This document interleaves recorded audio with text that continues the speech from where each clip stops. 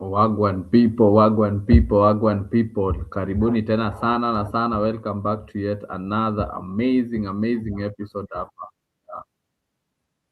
Dimba La Afriq 24 with yet another amazing episode lined up for you guys. And seeing me here on Thursday, Jaman, it's about to go down.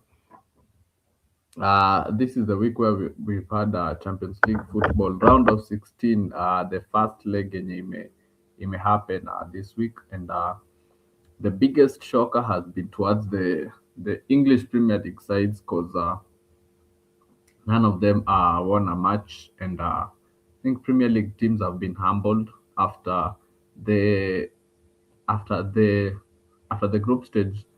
Uh, Only Newcastle played the playoffs. All the other teams qualified directly to the round of 16, and the Premier League got a lot of hailing for how good it has been.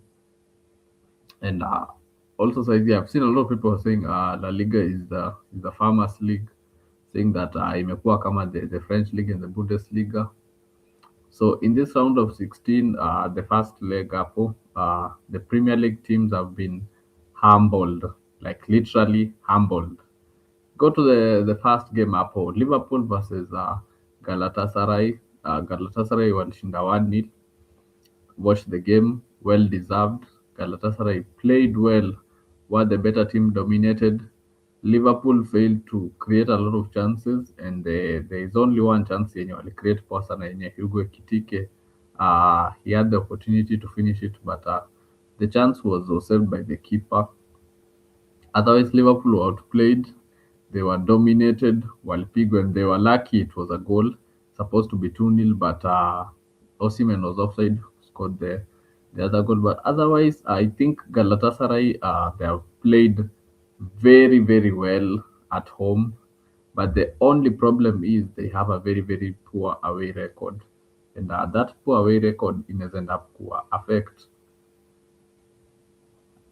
because going to Anfield, it's going to be a totally different game compared to the one yenye imechezwa leo. Liverpool are going to turn up, and they are one of the PL sides when they still have a very big chance of qualifying. But otherwise, away at Galatasaray, Liverpool wamekuwa outplayed, were dominated from start till the end. So 3 points well deserved. The best team won the game. Na hiyo the best team is none other than Galatasaray.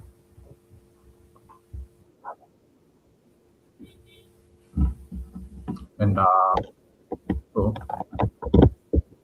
hapo kwa Liverpool, the second leg playing at Anfield still have a very strong opportunity of qualifying because just a goal, so they just need to go and win 2-0 or to win kitu kama 3-1. 3-1 is enough in the group, or 2-0, but considering they're not really the best defensively, they will need a 3-1 win for them to go and win the game. But otherwise, for the court played, court dominated, and 3 points well deserved for Galatasaray. And there are good saves. If Galatasaray can fix their away form, then those teams have a strong chance of progressing. And after that, also, we also talk about Newcastle versus Barcelona. And I think this game in nafikiri kama Newcastle were robbed 3 points because Newcastle versus Barcelona, Newcastle was the better side and they dominated from start till the end. Uh, game were different compared to the one which was played in the group stage at St James's Park in Marcus Rashford scored a brace. In this game, you saw different Newcastle and National Premier League. So in the Champions League and the Premier League are two different sides. Newcastle in the way in which one are show up, because in the league those guys are not doing well, but Champions League football they're showing up well, and they dominated from the start till the end. Barcelona were non-existent. So the only thing that nasema about Newcastle yenye makosa ilifanyika attacking wise, because Elanga got into very good positions. made very brilliant runs, but couldn't pick Newcastle just in the final third. Say the same for the attacking force, one of the team that started. But I feel like Jacob Murphy should have started, and who else is this guy?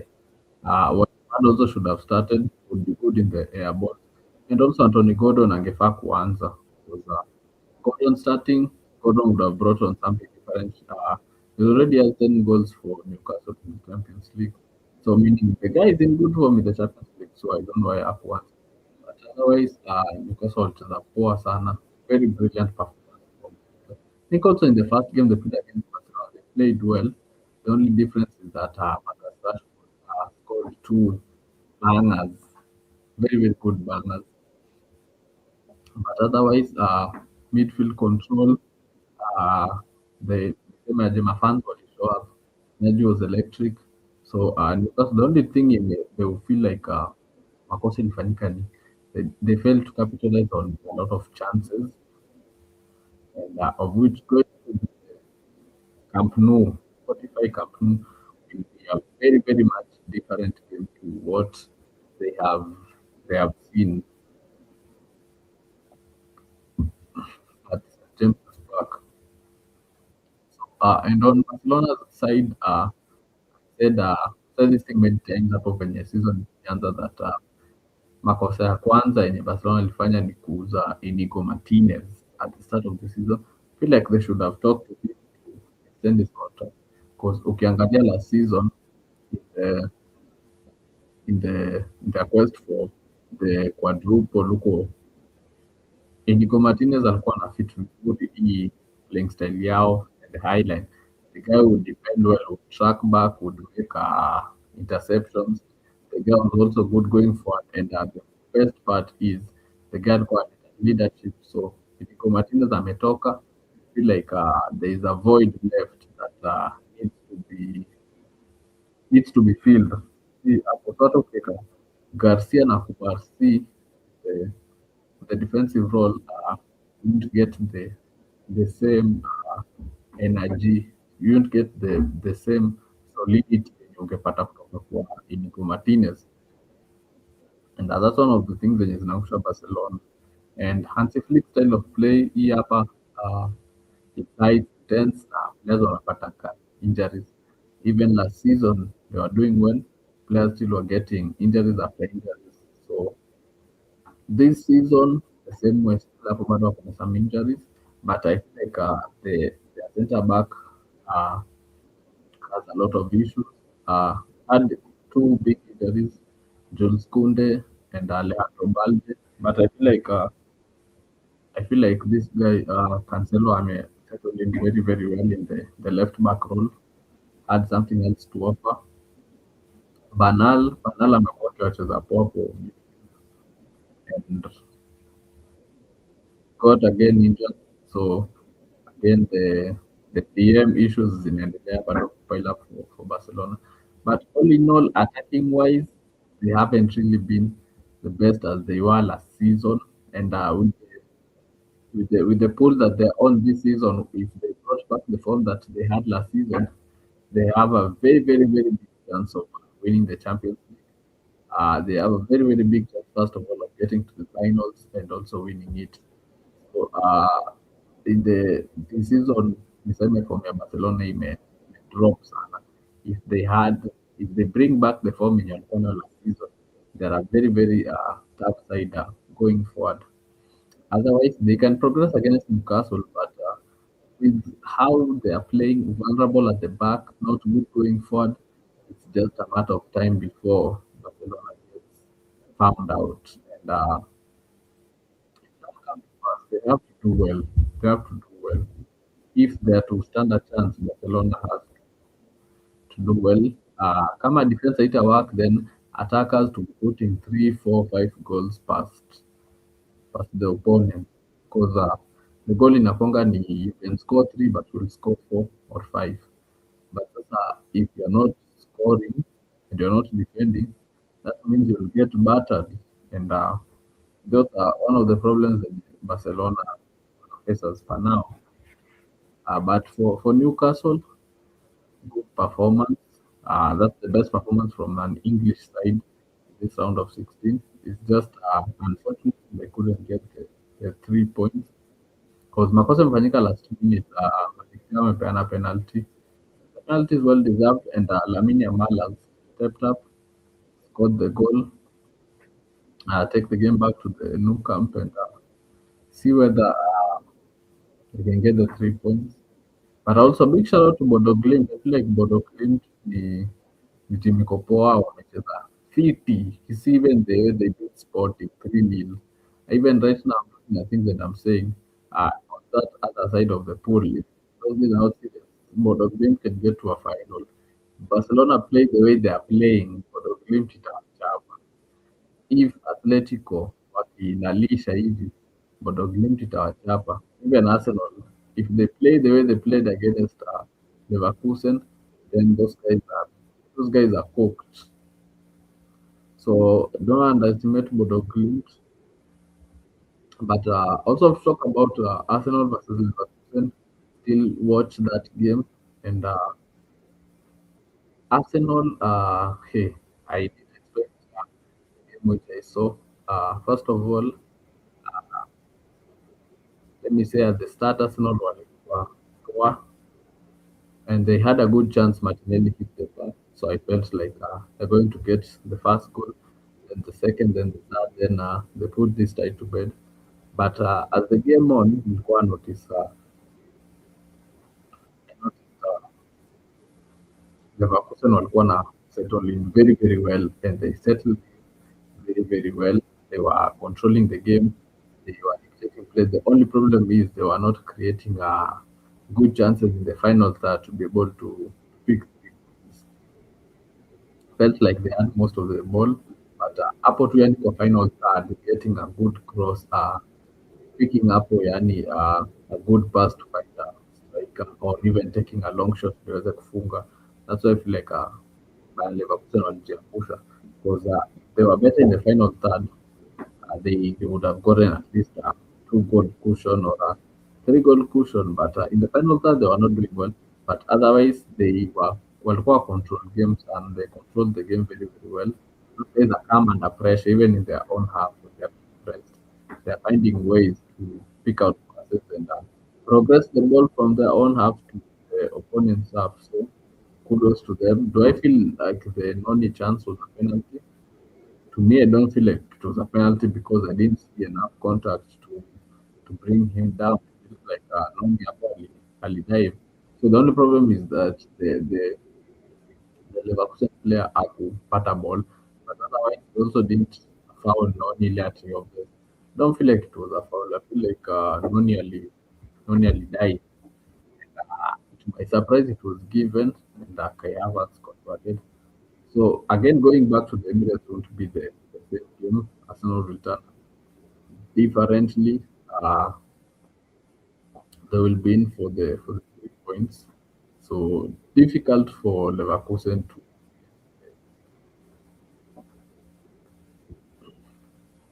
difficult for Leverkusen to get the 3 points away. And so it's not of affecting kama Galatasaray and Leverkusen. Also Newcastle, because going away, the game won't be the same as it has been at their own terms. So, do they still all have a chance? Yes, they do still all have a chance, but I guess they don't have to that way. Will be different. So, but even if Arsenal qualify, they have to do well. They have to play well. They didn't get enough corners in this match against Leverkusen, and I think if the VR overturned that penalty walikuwa wamechapwa, and so if Arsenal to go all the way, they have to start playing football. They have to play well for them to pick 3 points. Otherwise, if those guys wanataka tu kucheza hii game yao hii hii the one which they played yesterday, then I feel like those guys are in for a rude shock. Now going to win the Champions League despite having an easy run to the final. So they have to start playing well. They have to do well. Saka alikuwa subbed off in the 60th minute. That's the captain. That's the one of the best players in the team. So it shows up or kuna some issues that's not.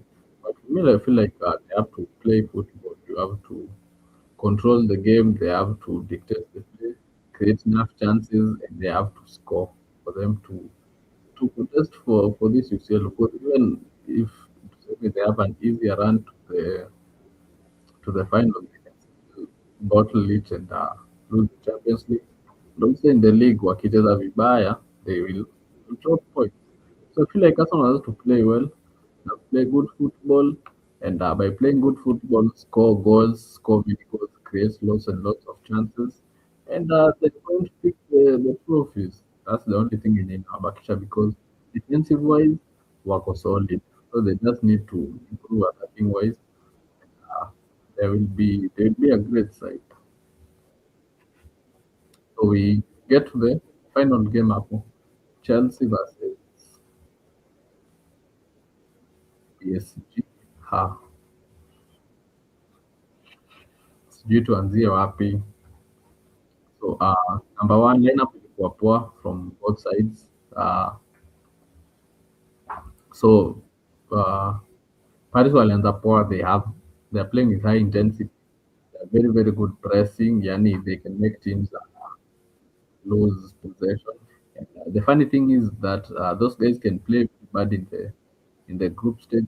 Yani wanaweza vibaya or not, but once they get to the knockout round, they start they up their game, unaona. And I feel like that's what they did. Once walifika the knockout stages, wame up their game. Usman Dembele Ballon d'Or winner, turning up for his team. Due saizi hapo yetu see in the best of group and start seeing people like Bakola, they see the best of him.